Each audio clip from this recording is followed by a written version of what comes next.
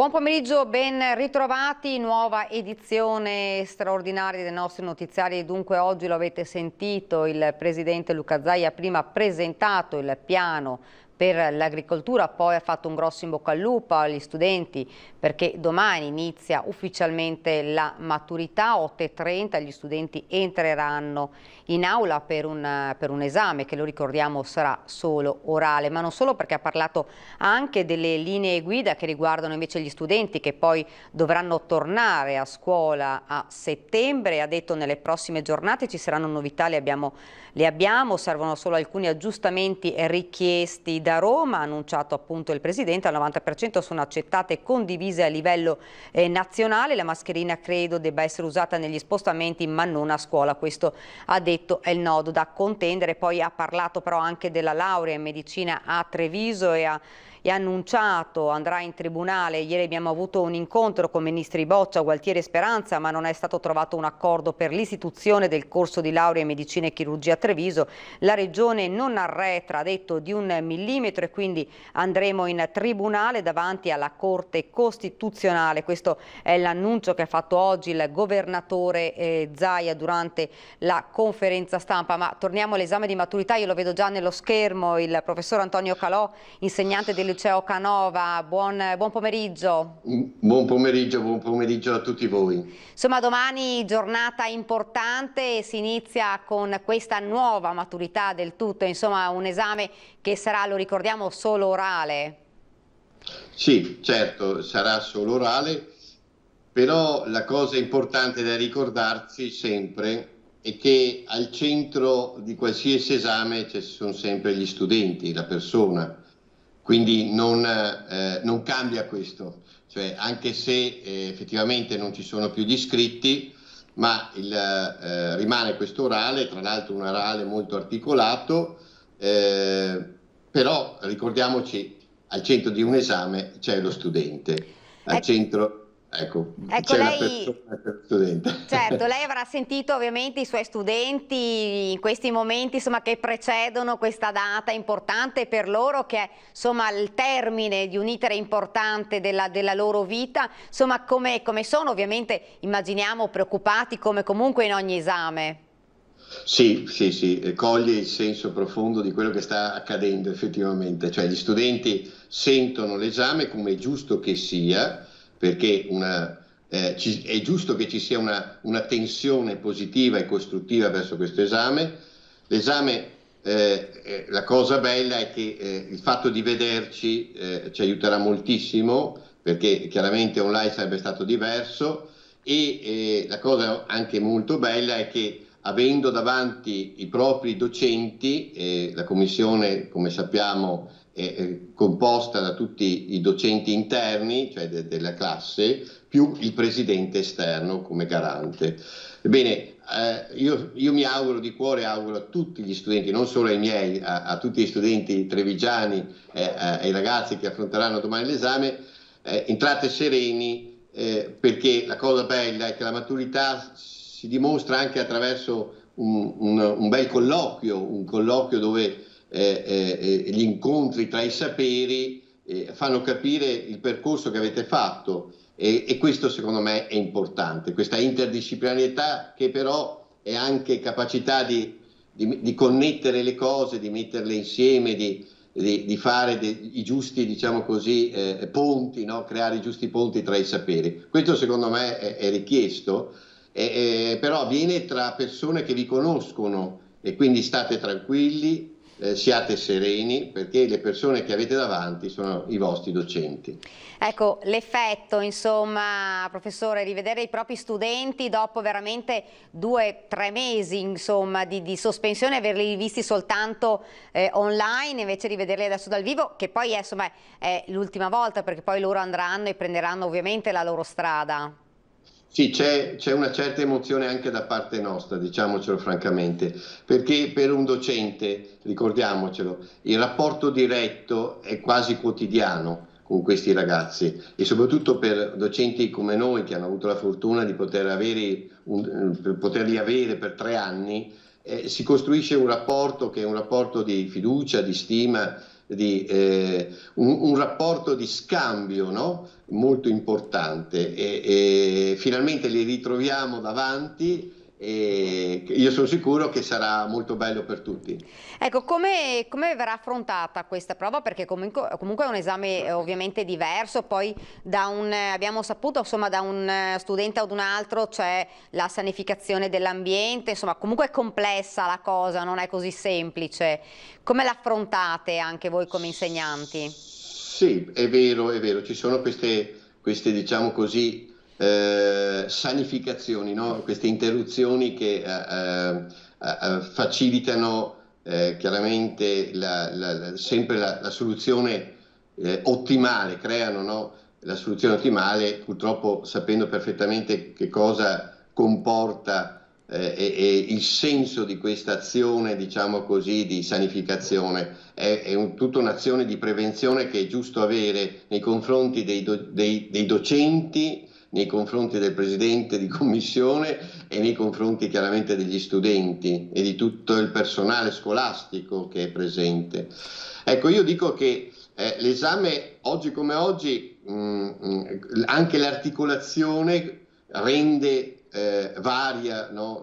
Il momento, cioè questa ora diciamo così, di colloquio la rende varia perché abbiamo 5 momenti, 5 sezioni, chiamiamolo così, all'interno. C'è una prima sezione dedicata alle cosiddette materie di indirizzo, che sono importanti perché caratterizzano appunto il percorso di ogni studente all'interno di quell'istituto. E vanno chiaramente a mettere in luce certe scelte, no? Anche. E poi c'è un secondo momento dedicato per tutti all'italiano, che è una materia che lega tutto il resto, no? La conoscenza della lingua, ma anche la conoscenza della letteratura, chiaramente in questo caso. Poi c'è un momento di confronto con le altre materie che sono chiaramente chiamate in causa, e quindi c'è, ecco, il momento interdisciplinare, il momento dei collegamenti, il momento del vedere come queste materie insieme hanno formato e insieme hanno dialogato con questi studenti. Poi c'è un momento chiaramente dovuto all'alternanza scuola-lavoro, cioè a questa esperienza particolare che certamente può essere di stimolo anche su un piano orientativo, e quindi per ciò che riguarda anche, perché no, il momento successivo, cioè il momento orientativo universitario.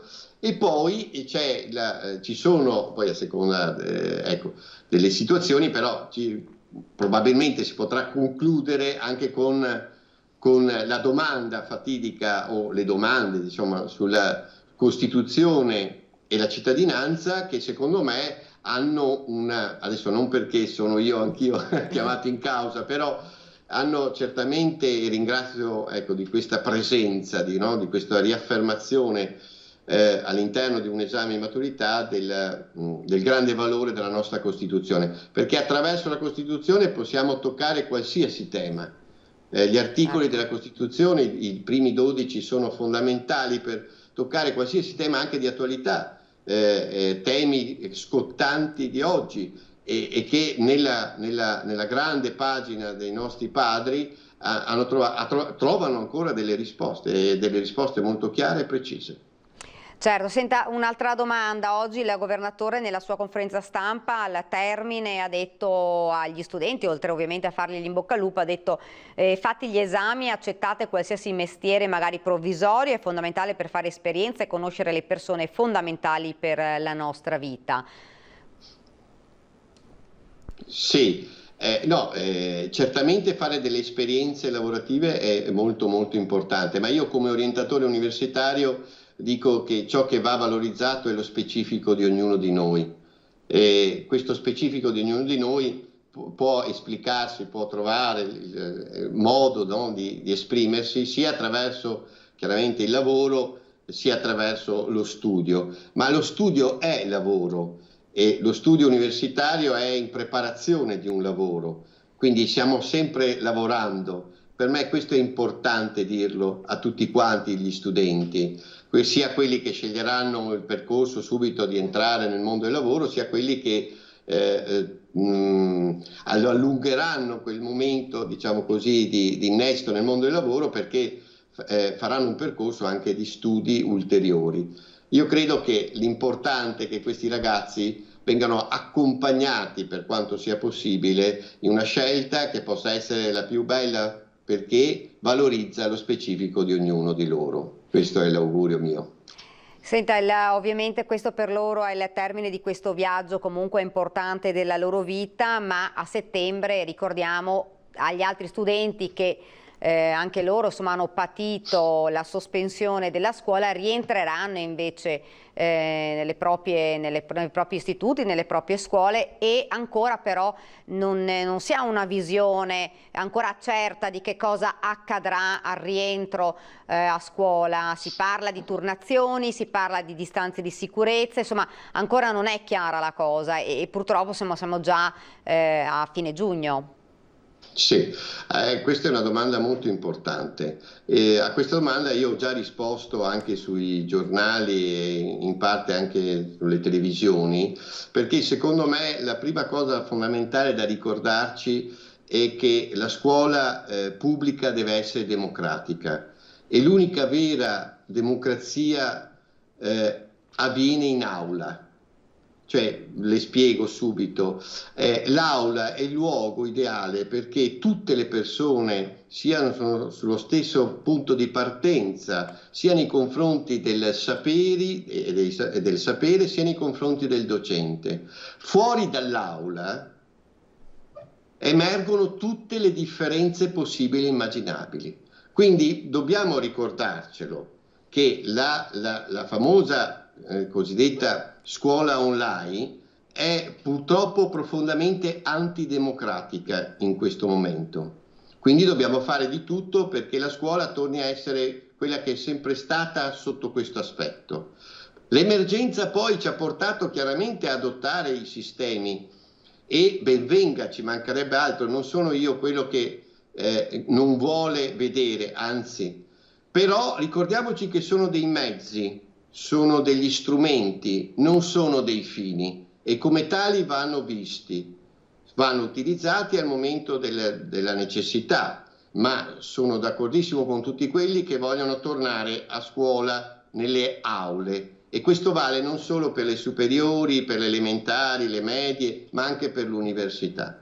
Il problema è che siamoci onesti, non c'è una soluzione, perché l'unica vera soluzione in questo momento è un vaccino su un piano sia psicologico sia di garanzia per tutti. Quindi questo sappiamo benissimo che non è possibile, quindi io avevo suggerito due cose: fare in modo che prima di tutto vadano a scuola i bambini e i ragazzini fino alle medie, assolutamente. Quindi io mi immagino che a settembre si possa incominciare tranquillamente per i bambini e i ragazzini fino alle medie, quindi asili, elementari e medie, mettendo a disposizione tutti gli spazi pubblici che ci sono, compresi anche gli istituti superiori.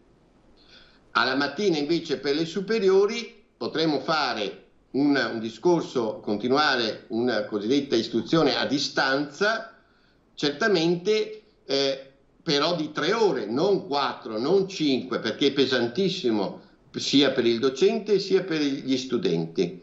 E questo potrebbe essere una prima soluzione, e così diamo la possibilità ai genitori di questi bambini di poter andare a lavorare, e diamo la possibilità ai mezzi di trasporto, non dimentichiamocelo mai, che prima della scuola ci sono luoghi dove prima della scuola, se vogliamo arrivare a scuola, se gli studenti vogliono arrivare a scuola, ci sono luoghi dove è facilissimo creare massa, e quindi certo, mettiamo a rischio i nostri studenti. Ricordiamoci che durante gli orari fatidici delle 6:50, 7:20 o delle 12:30, l'1:30, gli autobus, i corriere e i treni pieni, strapieni, sarebbe un problema enorme.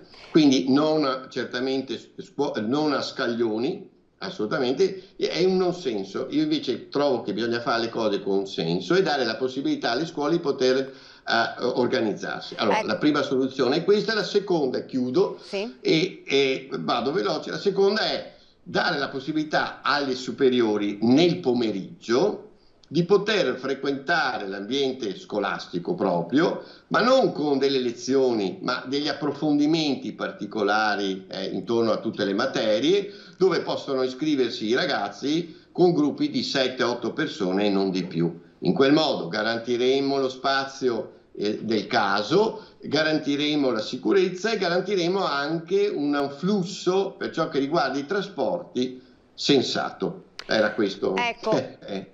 E altri due nodi volevo chiedere proprio in velocità, il primo era il governatore Zaia diceva sempre, insomma, non è utile né indispensabile avere la mascherina in classe, anche perché i bambini, insomma, 5 ore con le mascherine, insomma, non sarebbe il massimo. E poi il nodo più importante è quello delle elezioni, che potrebbero cadere proprio quando la scuola è già iniziata, e insomma da più parti si dice se le elezioni dovessero essere proprio quando la scuola è iniziata bisogna farle in altri siti e non utilizzare le strutture scolastiche.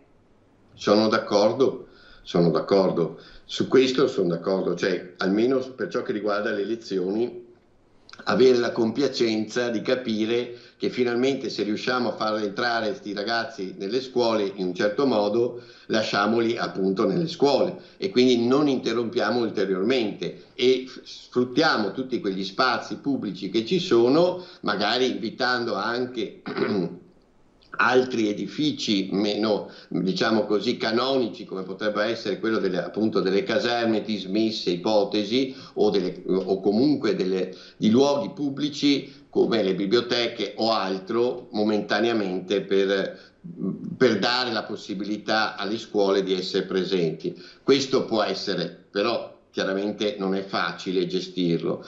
E per ciò che riguarda invece il discorso che diceva ecco, cerchiamo di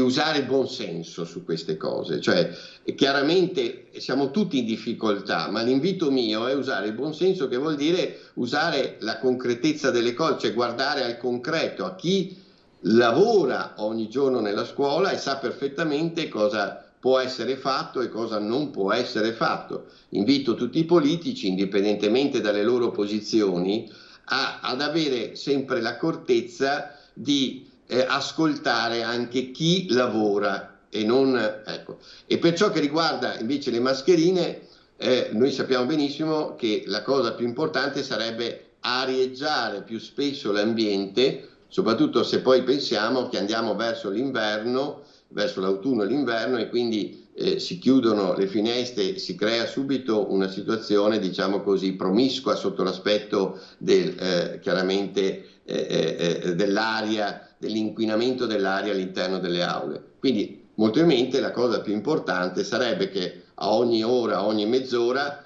si possa arieggiare almeno 1 o 2 minuti, in modo tale da poter, ecco, dare la possibilità a chi è dentro di poter anche usufruire di quest'aria sana, di sanificare quest'aria per poter diciamo parlare anche senza la mascherina. Grazie, so che domani insomma anche per lei sarà una giornata importante e quindi insomma in bocca al lupo anche a voi, oltre a tutti gli studenti. In bocca al lupo a tutti, veramente ragazzi sereni, tranquilli, e vedrete che sarà sempre importante ricordare questo tipo di esperienza. Grazie. Auguroni. Grazie davvero al professor, grazie.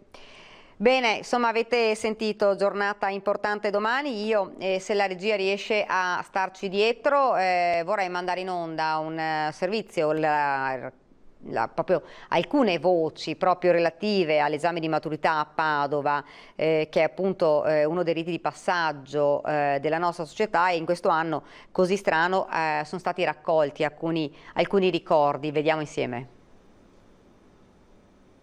Tosto, greco, era capitato e è stata dura, però si sopravvive, ecco. E quest'anno senza prova scritta come lo vede? Non è più semplice secondo me per i ragazzi, sarà tosta anche così. e comunque c'è un background emotivo non indifferente, quindi in bocca al lupo, ecco, a tutti quanti. Tantissima ansia, tantissima, però c'era anche quell'emozione positiva che ricordo proprio un senso di liberazione, come dire, di aver conquistato, aver concluso i 5 anni. Che maturità ha fatto? Ho fatto la maturità linguistica. La notte prima degli esami si dorme? La notte prima degli esami? Sì, però mi ero fatto un beverone di melissa, se ricordo bene, un beverone di melissa e poi sì, avevo dormito. Io avevo dormito, però è sempre un po' il pensiero, un po'... Dai, sicuramente però si farà tutto e andrà sicuramente bene. Che maturità aveva fatto? Io avevo fatto la maturità alberghiero, quindi dai, però tosto, ma si fa. L'esame di maturità è stato tranquillissimo. Ah sì? Sì, non sono andato particolarmente bene, ma senza problemi. Questo esame 2020 lei come lo vede? Beh, è un po' complicato per i ragazzi. Secondo me si porteranno dietro purtroppo questa situazione. Da ex insegnante, perché ho fatto anche l'insegnante, credo che non sarà facile, si pensa sempre ai ragazzi, non sarà facile per i docenti. Credo che sia abbastanza frustrante, come lo è stato del resto tutto quello che è stato fatto quest'anno e per fortuna comunque è stato fatto. È un ricordo stupendo, emozionante naturalmente, perché c'è quell'ansia, no? di mettersi alla prova, però è un ricordo meraviglioso, lo vorrei rifare. Ascolti, il tema se lo ricordo su che cosa ha fatto? Allora è il tema di italiano, è passato un po' di anni, sa, però sicuramente era di letteratura. Mi ricordo che c'era il tema dell'amore, però ero innamorata e quindi ho detto no, cado nella banalità e quindi avevo fatto la coscienza di Zeno, era la prima traccia, era sulla memoria di Zeno, sì. Che però non era andato benissimo, quindi forse era meglio se avessi fatto il tema dell'amore. Ai ragazzi facciamo un in bocca al lupo? Certo, in bocca al lupo, fortissimo, grande e di ricordarselo questo esame, perché questo è più particolare degli altri. Ricordi insomma ovviamente bellissimi che speriamo possano accompagnare anche gli studenti poi di quest'anno. Vedo già sullo schermo Raffaele Barato, deputato di Forza Italia. Buon pomeriggio. Buongiorno a voi, grazie a tutti voi. Buongiorno ai vostri telespettatori. Buongiorno. Con lei parliamo degli stati generali, insomma giorni importanti e cruciali questi. Certo, sicuramente sì. L'importante è non perdere tempo, non fare sfilate, ma portare a casa cose concrete per le aziende, per i lavoratori, per le famiglie, per tutti i cittadini, perché credo mai come questo è davvero un momento molto importante per il nostro Paese, per il rilancio, ma soprattutto per dare fiducia ai nostri cittadini. E velocemente credo sia la cosa più importante. Senta, noi avevamo fatto un sondaggio ieri, poi l'esito l'abbiamo dato nel corso della trasmissione Ring, avevamo chiesto ai telespettatori se ritenevano che fosse una svolta per le riforme profonde questi stati generali e abbiamo, adesso non so se riusciamo a vedere il risultato di questo sondaggio, però il 90% non era d'accordo, cioè pensava che non fosse una svolta per queste riforme. Non c'è un grande ottimismo da parte dei cittadini?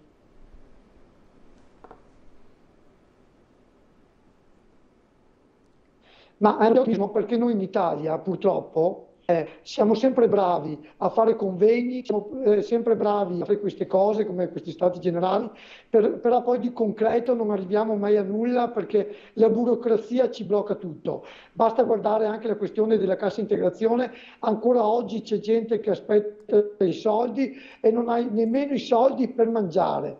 Allora io credo che invece di fare tante cose come queste dovremmo dare fiducia ai nostri cittadini facendo le cose concrete, veloci assolutamente, dobbiamo copiare dagli altri paesi anche europei, vedi la Germania, ma vedi un paese come gli Stati Uniti che avranno 100.000 difetti, però il cittadino è sacro e ha dimostrato anche in queste crisi, in questa pandemia, a far arrivare ai propri cittadini i soldi nel conto corrente in 15-20 giorni.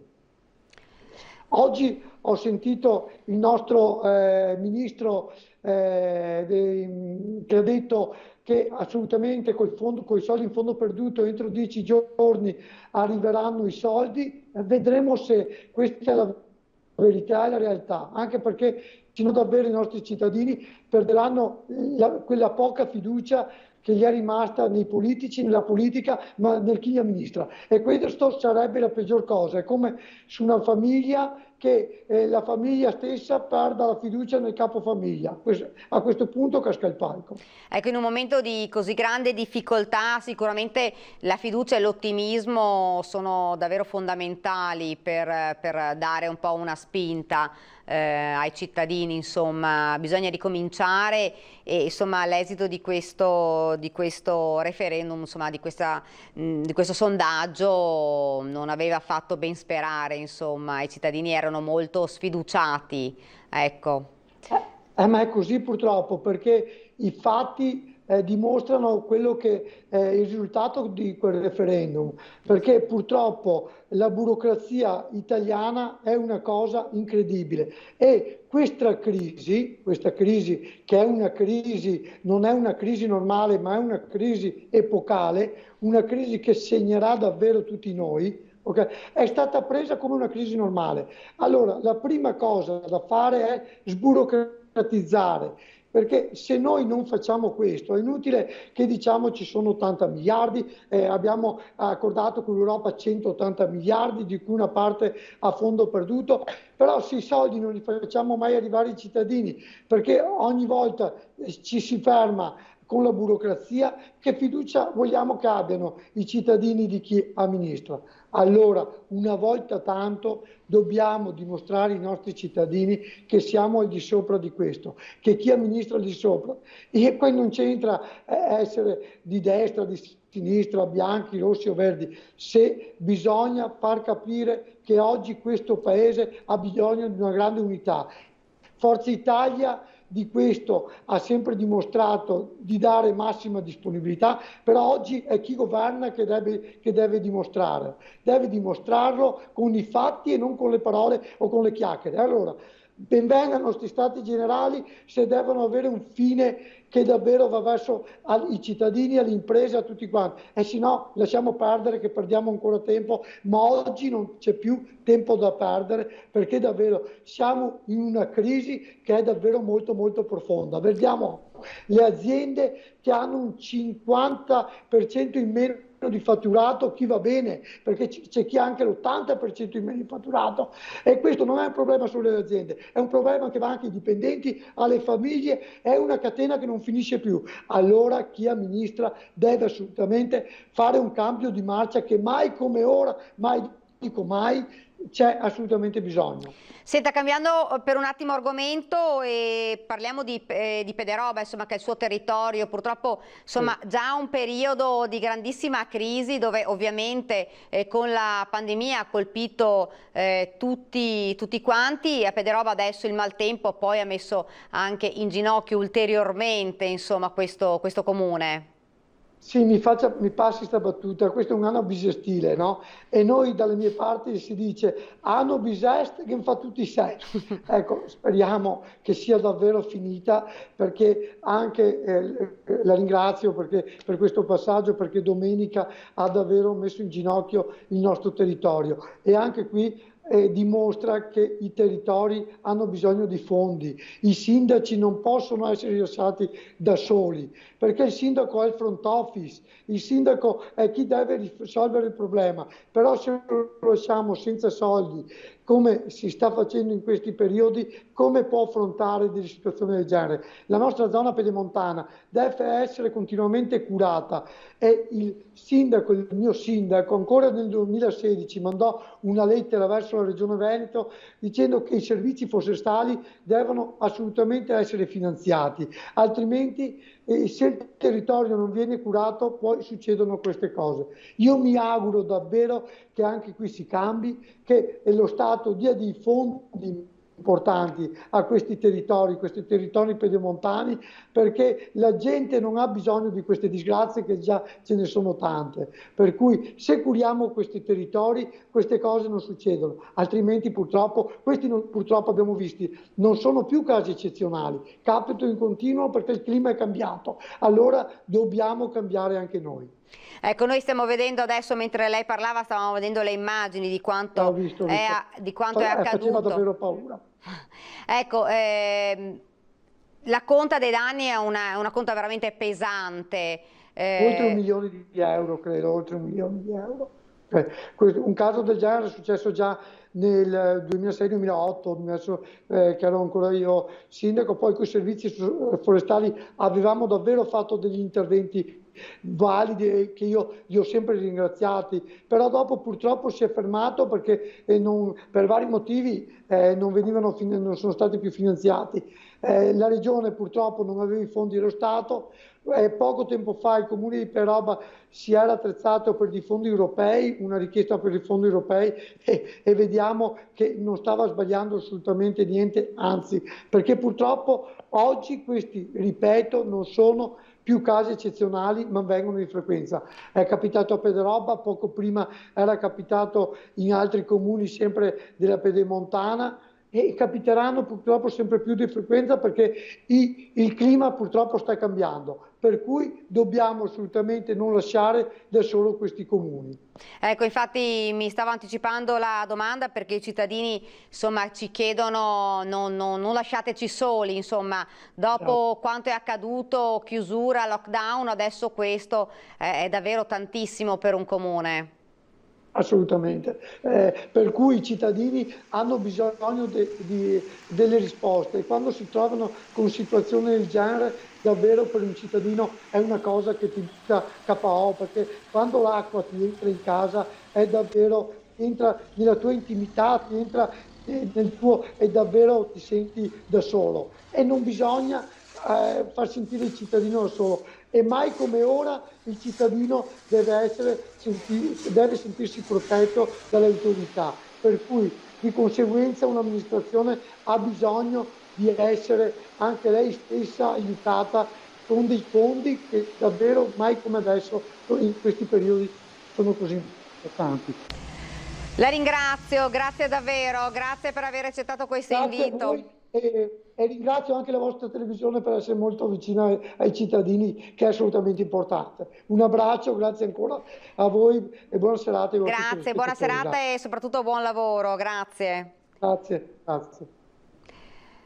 Dunque, insomma, avete sentito, abbiamo anche visto di nuovo le immagini di quanto è accaduto a Pederoba, insomma veramente una massa di acqua che ha travolto anche questo comune dopo un periodo davvero difficile. Ed ora ci fermiamo per una piccola pausa pubblicitaria e poi torniamo in studio.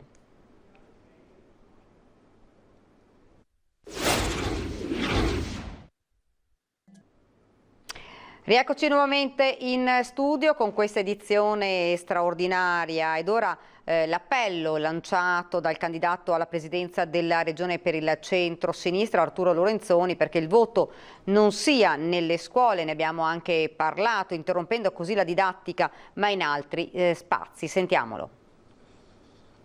Usciamo da un periodo difficilissimo per il mondo della scuola, ricominciare andando ad avere ancora interruzioni può essere critico, per cui abbiamo suggerito di utilizzare tanti spazi che possono essere disponibili senza interferire con le attività. I palazzetti di proprietà dei comuni, così come si possono coinvolgere le parrocchie, così si possono coinvolgere altri spazi pubblici che possono essere messi a disposizione in sicurezza senza interferire con l'attività scolastica. Questa è la proposta che fa il vice sindaco di Padova e candidato per il centro-sinistra alle prossime regionali, Arturo Lorenzoni. L'emergenza sanitaria ha congelato il mondo della scuola, bloccando la didattica. Continuare a tenere in stallo alunni ed insegnanti non è corretto, sostiene il candidato Lorenzoni. Chiaro che anticipare il voto prima dell'inizio delle scuole sarebbe difficile, nella misura in cui ormai siamo già a giugno inoltrato, e quindi votare in agosto o i primissimi giorni di settembre vorrebbe dire fare una campagna elettorale veramente complicata quando le persone pensano ad altro, e quindi conciliare, diciamo così, la possibilità di votare regolarmente senza interferire con la scuola, credo che sia un segno che richiede la nostra volontà, ma richiede anche un senso di responsabilità e di volontà di arrivare all'obiettivo. Spazi per gestire il voto in piena sicurezza e nel rispetto delle normative anticontagio ci sono, dice Lorenzoni.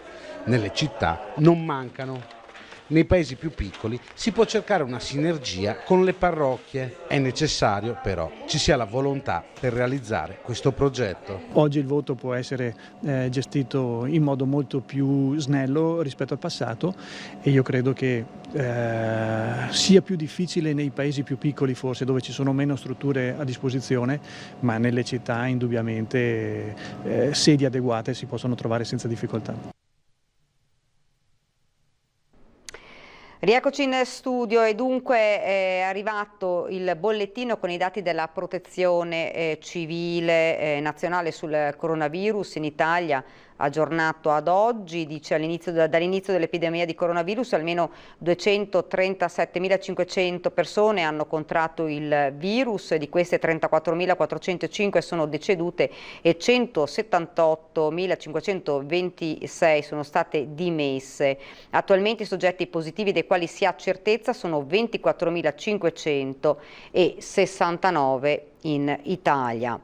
E vedo già sul mio schermo Silvana Tosi, consigliere comunale della Lega a Venezia. Buon pomeriggio.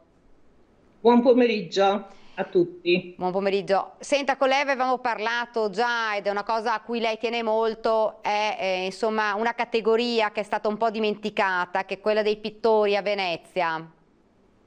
Sì, non solo dei pittori, io ho presentato una interrogazione per quanto riguarda l'esenzione COSAP.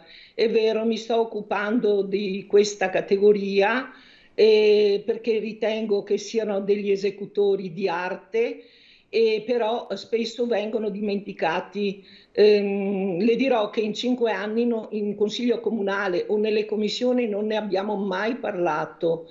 E spesso quindi sono dimenticati e si vanno riqualificati e aiutati, perché ieri ho avuto la notizia che molti lasciano perché chiaramente non riescono a guadagnare a sufficienza per vivere. Quindi ho presentato una interrogazione, ho ufficializzato la mia richiesta di esenzione COSAP, perché il decreto rilancio del 20 maggio 2020, l'articolo 181,1, prevede l'esenzione COSAP per quelle attività che hanno l'autorizzazione di esercitare in suolo pubblico. Quindi io ho chiesto l'esenzione non solo per quelle attività come prevede la proposta di delibera che andrà prossimamente in Consiglio Comunale, la PD 45, quindi prevede l'esenzione, questa proposta di delibera, per le attività che somministrano bevande e alimenti. In realtà il decreto rilancio lo chiede per le attività che esercitano sul suolo pubblico. Quindi io penso che sia per tutte le attività, perché nel decreto rilancio non c'è alcuna distinzione delle attività. In tale decreto, al comma 5, sempre all'articolo 181, prevede il ristoro per i comuni che naturalmente hanno minori entrate. Allora io ho chiesto al sindaco in questa mia interrogazione se intende estendere questa esenzione COSAP a tutte le attività che hanno l'autorizzazione a esercitare nel suolo pubblico. E io mi auguro che questa mia richiesta venga accolta. Ecco. Volevo inoltre specificare che la mia interrogazione è stata sottoscritta anche dal mio collega che siede in Consiglio Comunale. Ecco, oltre appunto alla COSAP di cui insomma dovrebbe avere risposta in Consiglio Comunale, lei prima ci diceva, se non sbaglio, che molti dei pittori insomma non riapriranno l'attività, addirittura mi diceva che non hanno proprio riaperto in questo momento, che insomma i turisti cominciano a rientrare a Venezia. Sì, Ero proprio in contatto ieri perché bisogna specificare che i pittori sono decennali e semestrali. Cosa significa?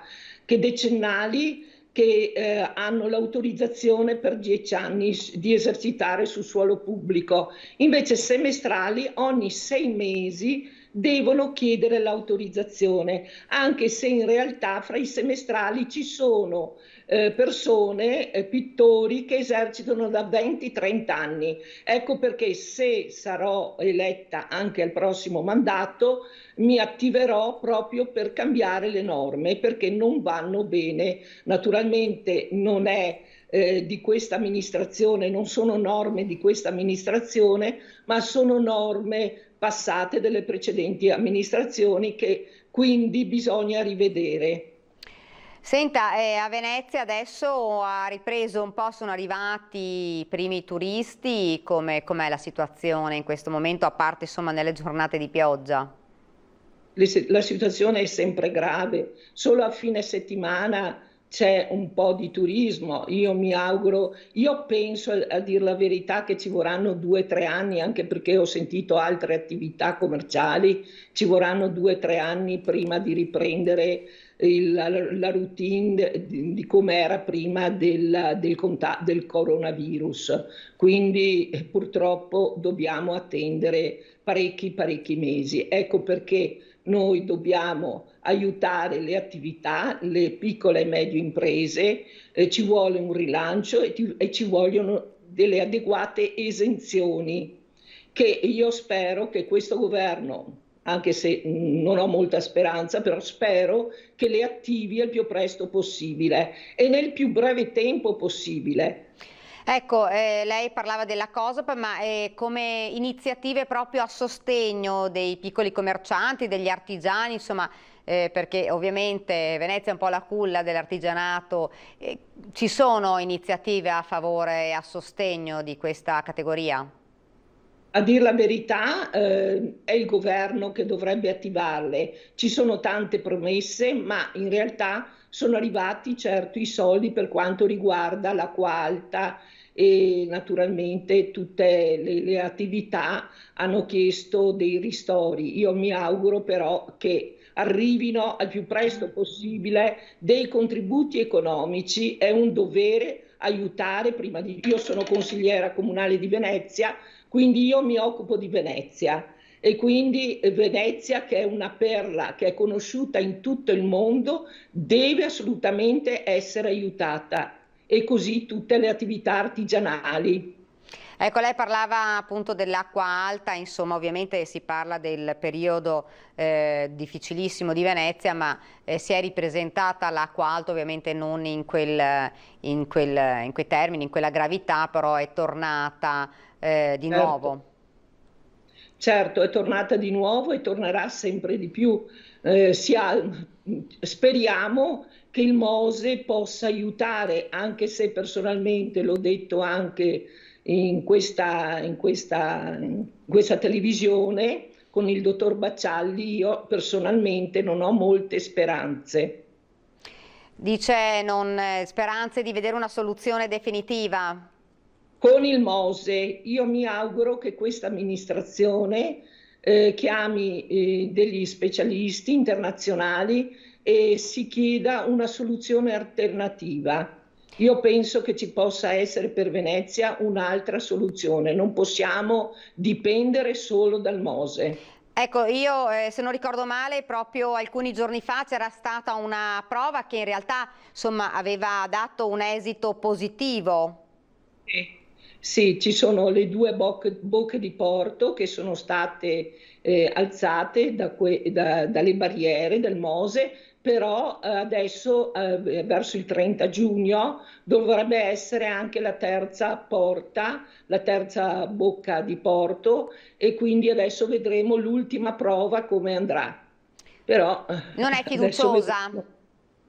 No, io non sono fiduciosa perché queste prove vengono fatte quando non c'è l'acqua alta. Io lo farei piuttosto quando c'è questo rischio dell'acqua alta, e vorrei vedere come funziona a Venezia, se veramente mantengono queste acque dall'inondare e flagellare la nostra Venezia. Per dare insomma un po' di ottimismo però a Venezia, insomma, il rientro dei turisti, insomma, e si spera dia un po' una boccata d'ossigeno a questa Venezia che è davvero stata martoriata in questi mesi. Sì, Venezia è conosciuta in tutto il mondo, io ho abitato in Canada per 6 anni, io sono muranese, sono vissuta per i primi 18 anni della mia vita a Murano. Murano è conosciuta in tutto il mondo per il vetro, scusi, e quindi tutte le nostre attività commerciali, come dicevo prima, vanno riqualificate, perché Venezia sì è importante per l'arte, ma anche per le nostre attività. La ringrazio, grazie davvero a Silvana Tosi, grazie per aver accettato il nostro invito e per essere stata con noi, grazie. Buona prosecuzione, grazie mille. Grazie a lei, buona serata e buon lavoro.